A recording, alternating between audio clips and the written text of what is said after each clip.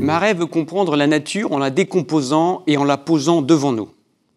Sa démarche scientifique est celle d'un positiviste convaincu en cette fin de XIXe siècle.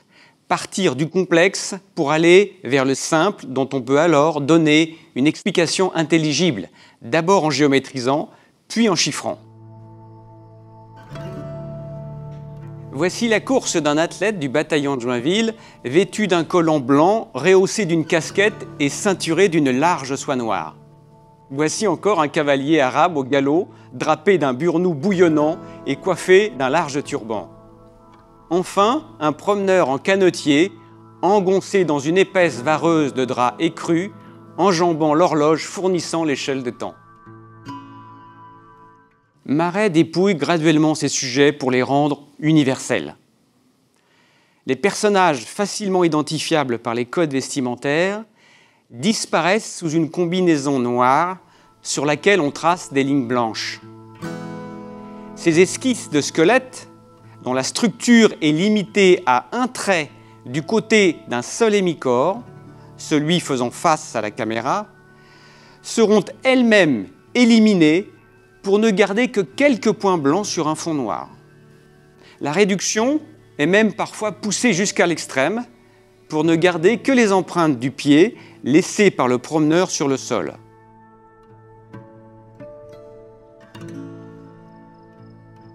Ces transformations successives de l'épreuve argentique d'abord, en traces blanches sur fond noir, puis en coordonnées de points, ne sont pas sans rappeler le passage de l'analogique au numérique.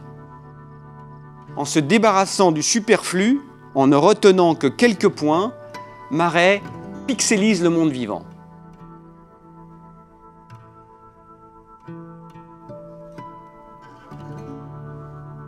Après Marais, la physiologie n'étudie plus l'homme qui marche, mais la marche de l'homme.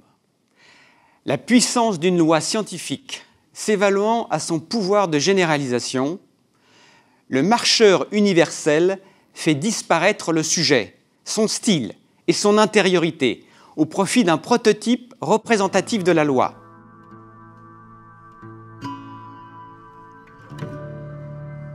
En bon cartésien, Marais considère le corps comme une machine qu'il faut démonter à l'aide d'autres machines, optiques, mécaniques ou chimiques. Démonter pour mieux la comprendre et pourquoi pas construire d'autres machines. La machine se livre à travers d'autres machines. Bien souvent, et à toutes les époques, on a comparé les êtres vivants aux machines. Mais c'est de nos jours seulement que l'on peut comprendre la portée et la justesse de cette comparaison. L'ontologie du corps-machine n'est pas nouvelle. Elle est en partie héritée des automates des Lumières. Le canard de Vaucanson ou encore l'ancêtre de la machine à écrire, l'écrivain, un automate conçu par Jacques Edrose en 1769. Tout cela constitue les premiers artefacts d'humains. Une fois le corps assimilé à une mécanique et le mouvement géométrisé, l'invention des premières machines volantes est envisagée. Sur les pas de Léonard de Vinci, Marais élabore des modèles d'oiseaux mécaniques bio-inspirés qui participent à cette fièvre de l'invention technique parcourant cette fin du XIXe siècle.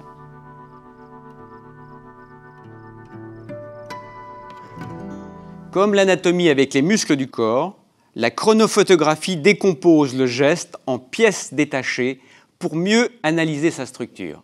Cette méthode n'est toutefois pas totalement satisfaisante pour reconstruire le mouvement. Un objectif que s'est fixé la robotique humanoïde.